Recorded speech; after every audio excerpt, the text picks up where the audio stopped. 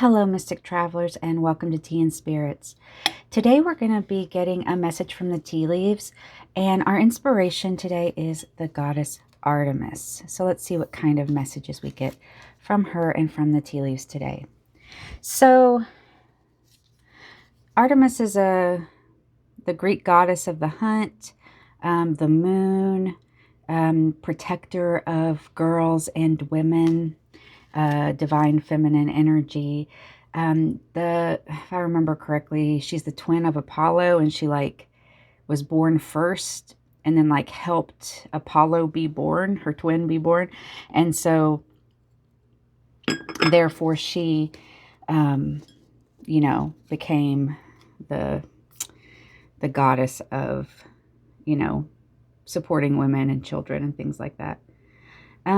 She's got the feeling of fierce independence, solitude. And one of the most wonderful things is that I had a wonderful dog who crossed the Rainbow Bridge about 1.5 years ago, whose name was Artemis, who was an angel. Maybe I'll put her picture at the end. She was amazing. And she's also associated, because with the hunt with deer. And so we'll kind of see more how that goes. And deer is usually intuition, grace. Obviously there's the prey aspect, but when it comes to spiritual meaning, deer usually is something like intuition, grace, gentleness, that kind of thing. Which is interesting because, a goddess of the hunt, you would think could be brutal, could be, that kind of thing. Childbirth itself can be brutal, that kind of thing. But also there's a grace and gentleness to those things as well. So let's see what the tea leaves have to say today. All right. First thing jumping out to me is a bat right here. Yeah. And a mushroom. The fruit of a mushroom. As you know, mushrooms actually, I'm fascinated by mushrooms because of this, by fungus, because they have the actual plant or thing. I know it's not a plant. It's a huge network of white, it almost looks like a white webs underneath the ground, and the mushroom is the fruit. But they communicate to each other. And, the reason fungus is so fascinating is because it's literally everywhere. Even when you can't see it, trees use it to talk to each other. They use these mycelial networks to talk to each other. Obviously we get medicine from mushrooms. Anyway, they're very fascinating. Let's see what else I see.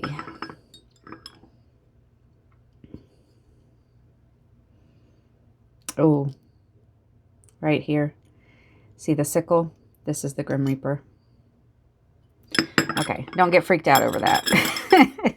Don't get freaked out over that. It's all good. All right.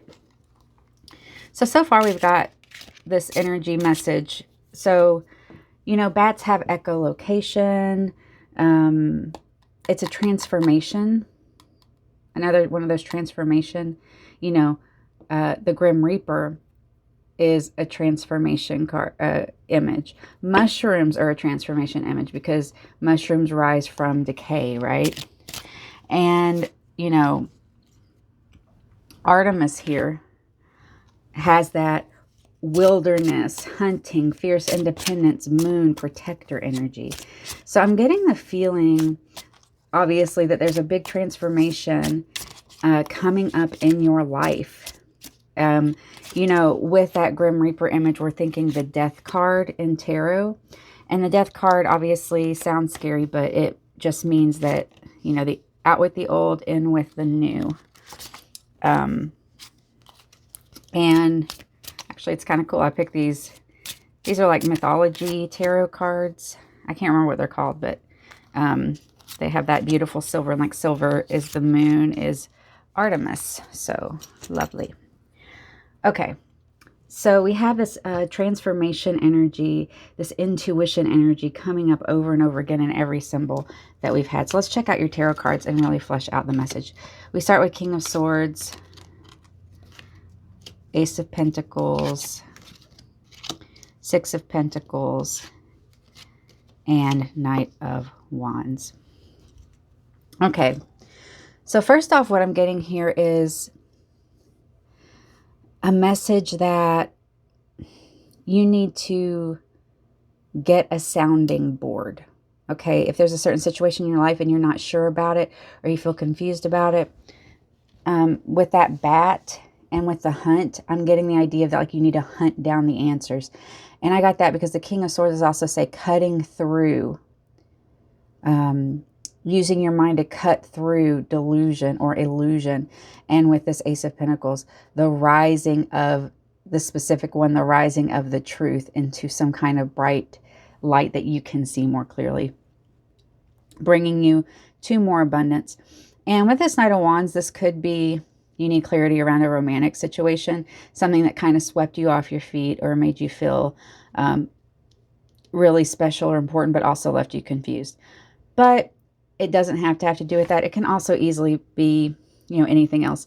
With the protector of, the vulnerable energy here, there is a chance that you have been manipulated, whether it's a family member, whether it's a friend, whether it's a job, whether it's a situation, whether it's a situationship. I've heard people call them situation shits or situationships. They are terrible, right? Okay. So you're being asked to like pull yourself away from whatever confusion by using clarity and finding another person who can be a sounding board. One that you can trust, one that's clear, one that does not have a vested interest but can see the situation clearly when you cannot. Okay? Yes. And remember that you can call upon this energy, focus on this energy of Artemis to help you through this transformation, because with all this bat, deer, Artemis, this is a very, very transformative energy. This isn't like tiptoeing through the tulips. This is an extremely transformative energy. Like you probably won't even recognize this situation or maybe even your life 6 months, a year from now, because of how transformative this is, getting an image as strong as the Grim Reaper. And remember, the Grim Reaper isn't just about the transformation, obviously the fairy between worlds, but also like you reap what you sow. So it's the idea of karma, of consequences. And remember, karma is not punishment. Karma is the natural consequence of what you do or what someone else does. And I always say this, I've said it a million times, I'll say it a million more times. Do not stand between a person and their karma. If you do that, you absorb that karma as well. And then they don't learn anything. They still have to learn that lesson, right? So it helps nobody and it hurts people. Let's go ahead and look at the rest. Oh, here we have the Hangman. This must be Prometheus. He's getting his liver eaten as he is hanging. He got punished by Zeus for giving humanity fire. So this is a reminder to us, because the Hangman is about seeing the world from a different angle. Prometheus knew that was going to happen, that he was going to be punished like that for eternity, but he did it anyway. And so the idea is that as you're going through this transformation, it's going to be painful, it's going to be difficult, but you've got this divine feminine energy behind you. Even the Grim Reaper is a powerful, transformative energy that actually has your back, okay? Because this archetype, everyone's scared of it, but the idea is that you don't have to cross from one stage of life to the next. In the Grim Reaper, it's supposed to be from life to death, but, metaphorically, it's from one stage of life to the next, but you don't have to do it alone, right? And that's where it keeps saying, like, find that sounding board, find that safe person. But going into this change, it's going to be really difficult. It's going to be painful. It's going to be repetitively painful. I can get some intermittent reinforcement energy from this, because intermittent reinforcement is just like this Prometheus thing where you get something and then it's taken from you and it's super painful, and then you get a taste of, Prometheus, his liver grows back and he gets some relief, and then the eagle comes and rips it out again the next day. So it's like back and forth, pain and relief. Oh my goodness, yep. Look at that death card. Can you get anything more? You are in a huge transformative time of your life. Huge. You know, call on that divine feminine energy. Call on that divine feminine energy. And, you know, the other thing I wanted to say about mushrooms, when we had the mushroom symbol there, mushrooms aren't just about transformation. They're also about elevation, like spiritual elevation. You know, I'm not condoning this or anything, but, you know, they're known for, you know, obviously there are deadly mushrooms, there are culinary mushrooms, and there's that one joke, there's mushrooms that you see God. So that's the idea that metaphorically mushrooms represent elevation. So this transformation may feel like you're falling, may feel like you're losing, but it's actually elevating. I mean, look at her arrow pointing upward. Oh, there's this great line from a Khalil Gibran poem, and it's called On Children. And at the end of it, he says like something along the lines of like, we are, you know, our children are living bows, and, you know, we are the arrows that shoot them forth. So basically it's the idea of like, don't try to make your children like you. Your job is to help elevate them into the world, not control who they are. And maybe that's the situation you've been. Is there someone who's been controlling who you are? And remember, controlling who you are isn't always something that happens directly by mean words or saying you can't do this. There are so many subtle games that people play that make you feel like you made the decision. How many people have been in relationships where suddenly a year in, they realize they don't have any connection with their friends or family anymore? But their partner never said you can't see your friends and family. But maybe this or that or the other implication, indication, invisible punishments, subtle punishments made that happen. So this is a hugely, hugely transformative moment for you. And it's going to feel very painful, and it's going to feel like it's going to feel worse before it feels better, in the sense of like, when you break out of these kinds of cycles into your liberation, into your freedom, into your elevation, it often gets worse before it gets better. And I know this did for me when I got out of a trauma bond. Oh my goodness. I can't even explain. It was like this for months, right? Because your brain chemicals get addicted to the intermittent reinforcement cycle. And that doesn't just happen in relationships. I think it's the most intense in relationships, but you can even have a confusing friend or a confusing coworker, confusing boss that can trigger this on smaller scales, right? The Chariot and the Ace of Swords. Looking good, though. Like I said, this is an elevation for you. So just remember this reading. When you feel like you're at your lowest, remember the abundance coming towards you. Remember that when you cut through the crap, when you aim your bow. Oh, there's another one that's Modest Yahoo's song. And he says, I'm the arrow, you're my bow, shoot me forth and I will go. And he's talking about the divine there. So think about that a lot. Like, use your divine energy, or call on the divine feminine or whatever. And, you know, see what you want. Cut through the illusion. See where you want to go and aim, and don't get distracted by any of this other stuff, right? You have spiritual guides on this, as shown in many, many different ways in this reading. Look at all this potential here to move forward, to travel quickly, to get out of this. But there's always a price to pay at first, right? And Huxley says something like, everything has a price, and the longer you wait, the higher the price you have to pay. So, for example, in my trauma bond, I knew something was off in the first year, but I still tried for almost 3 years. So the price that I paid because of 3 years was so high.